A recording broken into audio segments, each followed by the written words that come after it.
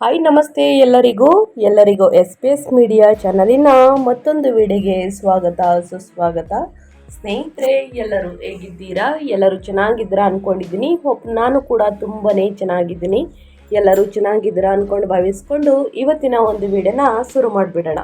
ಇವತ್ತಿನ ಒಂದು ವಿಡಿಯೋದಲ್ಲಿ ಕುಂಭ ರಾಶಿಯವರಿಗೆ ಮೇ ತಿಂಗಳ ರಾಶಿ ಭವಿಷ್ಯ 2026ರಲ್ಲಿ ಮೇ ತಿಂಗಳಲ್ಲಿ ಕುಂಭ ರಾಶಿಯವರಿಗೆ ಒಂದು ತಿರುವಿನ ತಿಂಗಳು ಅಂತಲೇ ಹೇಳಬಹುದು.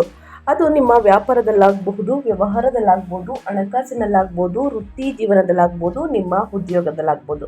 ಏನೆಲ್ಲ ಬದಲಾವಣೆಯನ್ನು ಕುಂಭರಾಶಿಯವರು ನೋಡಲಿದ್ದೀರಿ, ಗ್ರಹಗಳ ಸಂಚಾರ ಮತ್ತು ಗ್ರಹಗಳ ಸ್ಥಾನ ಬದಲಾವಣೆಯಿಂದ ಆಗುವಂತಹ ಪ್ರಭಾವದಿಂದ ಏನೆಲ್ಲ ಬದಲಾವಣೆಯನ್ನು ನೋಡಲಿದ್ದೀರಿ ಅಂತ ಒಟ್ಟಾರೆಯಾಗಿ ತಿಳಿಸ್ಕೊಡ್ತೀನಿ.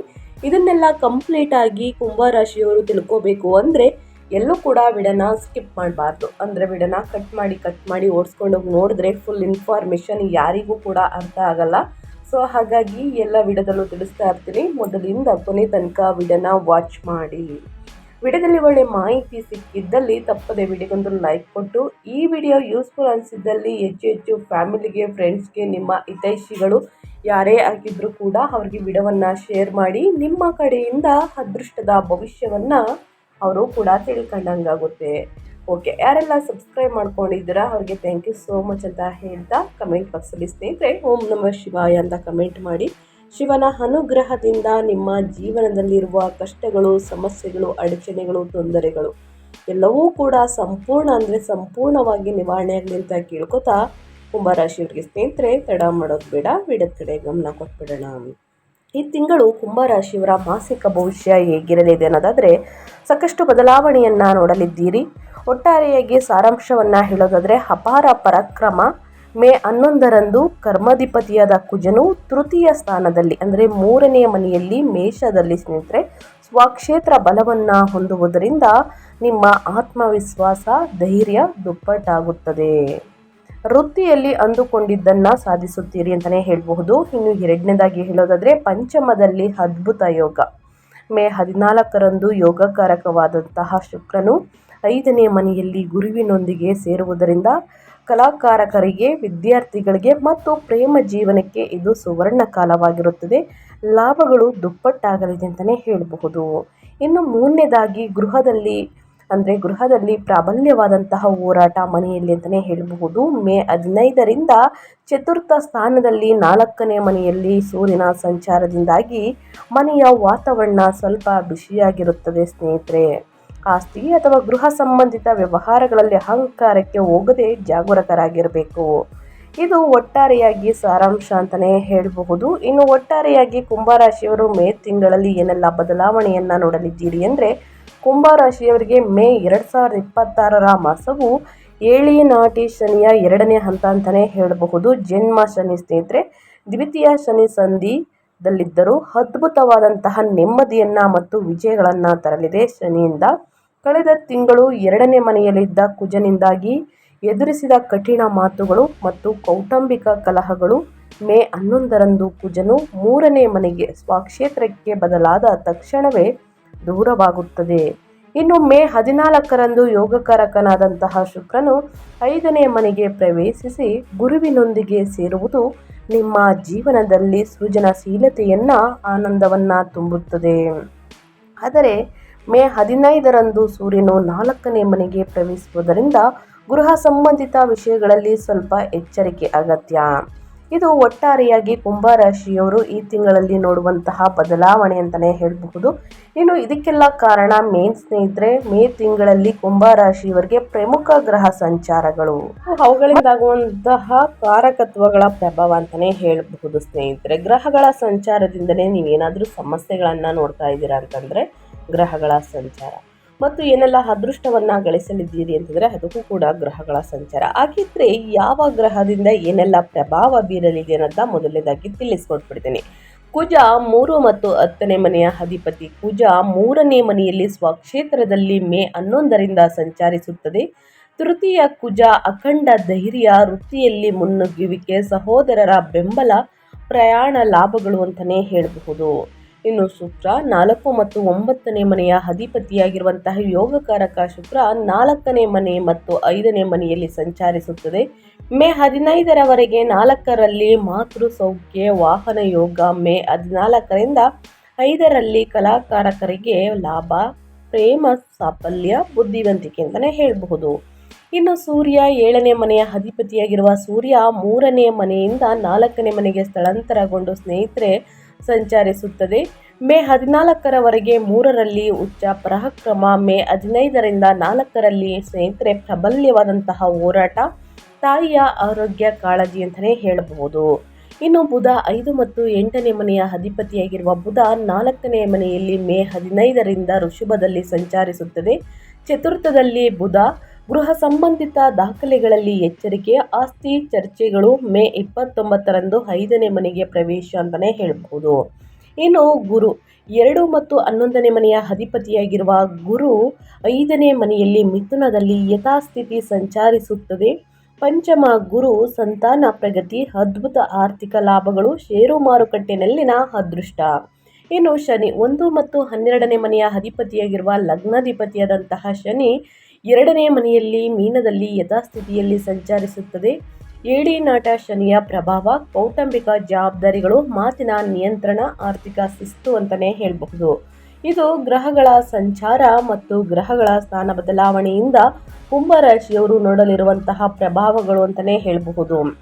ಹಾಗಿದ್ರೆ ಕುಂಭರಾಶಿಯವರಿಗೆ ವೃತ್ತಿ ಮತ್ತು ಉದ್ಯೋಗದಲ್ಲಿ, ವ್ಯಾಪಾರ ವ್ಯವಹಾರದಲ್ಲಿ, ಹಣಕಾಸಿನಲ್ಲಿ ಏನೆಲ್ಲ ಬದಲಾವಣೆಗಳನ್ನು ಗ್ರಹಗಳು ಸೂಚಿಸಲಿದೆ, ಯಾವುದರ ಬಗ್ಗೆ ಎಚ್ಚರಿಕೆ ವಹಿಸಬೇಕು ಅನ್ನೋದನ್ನ ಕಂಪ್ಲೀಟಾಗಿ ತಿಳಿಸ್ಕೊಡ್ತೀನಿ. ಇವಾಗೆಲ್ಲೂ ಕೂಡ ಸ್ಕಿಪ್ ಮಾಡ್ದೇ ಕೊನೆ ತನಕ ವಾಚ್ ಮಾಡಿ. ವಿಡಿಯೋಗೆ ಲೈಕ್ ಮಾಡ್ದೇ ನೋಡ್ತಿದ್ರೆ ಇನ್ನೂ ದಯವಿಟ್ಟು ಲೈಕ್ ಮಾಡಿ ಸ್ನೇಹಿತರೆ. ವೃತ್ತಿ ಮತ್ತು ಉದ್ಯೋಗದ ಬಗ್ಗೆ ಹೇಳೋದಾದರೆ, ಗುರುವಿನ ಬಲದಿಂದ ಕರ್ಮಾಧಿಪತಿಯಾದಂತಹ ವೃತ್ತಿಕಾರಕ ಕುಜನು ಏಪ್ರಿಲ್ನಲ್ಲಿ 2ನೇ ಮನೆಯಲ್ಲಿದ್ದು ನೀಡಿದ ಒತ್ತಡದಿಂದ ಮೇ 11ರಂದು ತೃತೀಯ ಸ್ಥಾನದಲ್ಲಿ 3ನೇ ಮನೆಯಲ್ಲಿ ಸ್ವಕ್ಷೇತ್ರ ಬಲವನ್ನು ಹೊಂದುವುದರೊಂದಿಗೆ ನಿಮಗೆ ದೊಡ್ಡ ನೆಮ್ಮದಿ ಸಿಗುತ್ತದೆ. ಕಚೇರಿಯಲ್ಲಿ ನಿಮ್ಮ ಧೈರ್ಯ, ತೆಗೆದುಕೊಳ್ಳುವಂತಹ ಗುಣ ಎಲ್ಲರನ್ನ ಆಶ್ಚರ್ಯಗೊಳಿಸುತ್ತದೆ. ಬಾಕಿ ಇರುವಂತಹ ಕೆಲಸಗಳನ್ನು ಒಂದೇ ಹಂತಕ್ಕೆ ತರುತ್ತೀರಿ. ಉದ್ಯೋಗದಲ್ಲಿ ನಿಮಗೆ ಎದುರಾಗುವಂತಹ ಸವಾಲುಗಳನ್ನು ಸುಲಭವಾಗಿ ದಾಟುತ್ತೀರಿ.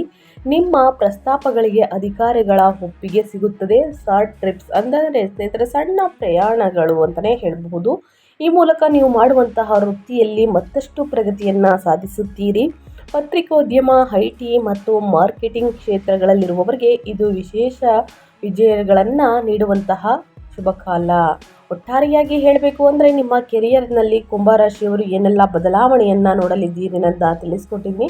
ಇನ್ನು ಮುಂದಿನದಾಗಿ ವ್ಯಾಪಾರ ಮತ್ತು ಸ್ವಯಂ ಉದ್ಯೋಗದ ಬಗ್ಗೆ.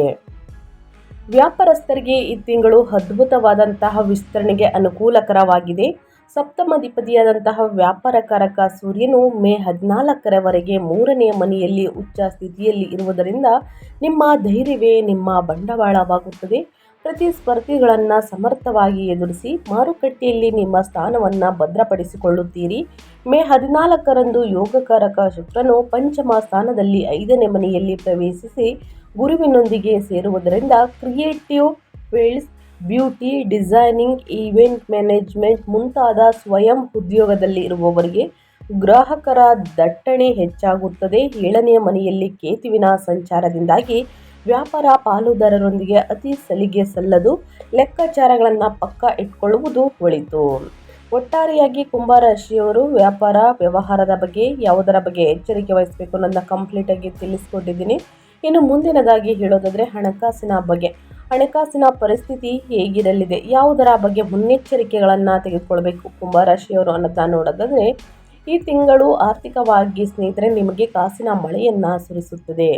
ಧನ ಮತ್ತು ಲಾಭಾಧಿಪತಿಯಾದ ಗುರು ಭಗವಾನ್ 5ನೇ ಮನೆಯಲ್ಲಿ ಪೂರ್ವ ಪುಣ್ಯ ಸ್ಥಾನದಲ್ಲಿ ಬಲವಾಗಿರುವಾಗ ಮೇ 14ರಂದು ಶುಕ್ರನು ಕೂಡ ಅಲ್ಲಿಗೆ ಸೇರುವುದು ಗುರು ಶುಕ್ರ ಯೋಗ ಅಂತಲೇ ಹೇಳಬಹುದು. ನಿಮಗೆ ವಿಶೇಷವಾದ ಧನಲಾಭಗಳನ್ನು ನೀಡುತ್ತದೆ.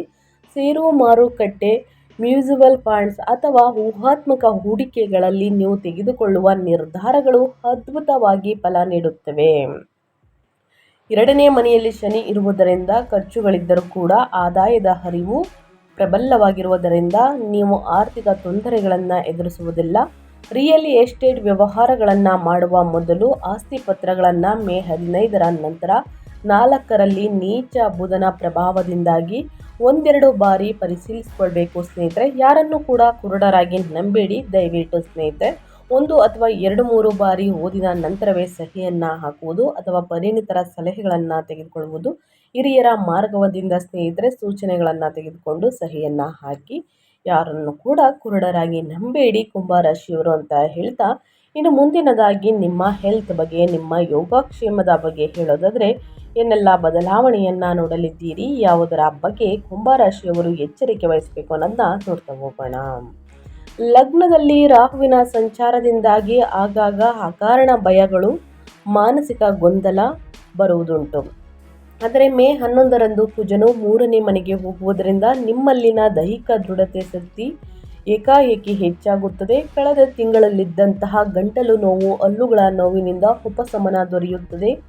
ಮೇ 15ರ ನಂತರ ಸೂರ್ಯನು 4ನೇ ಮನೆಗೆ ಪ್ರವೇಶಿಸುವುದರಿಂದ ದೇಹದಲ್ಲಿ ಉಷ್ಣ ಹೆಚ್ಚಾಗುತ್ತದೆ. ಮುಖ್ಯವಾಗಿ ಎದೆಯುರಿ, ಅಸಿಡಿಟಿ ಅಥವಾ BP ಹೆಚ್ಚಾಗುವಂತಹ ಸಾಧ್ಯತೆ ಇದೆ.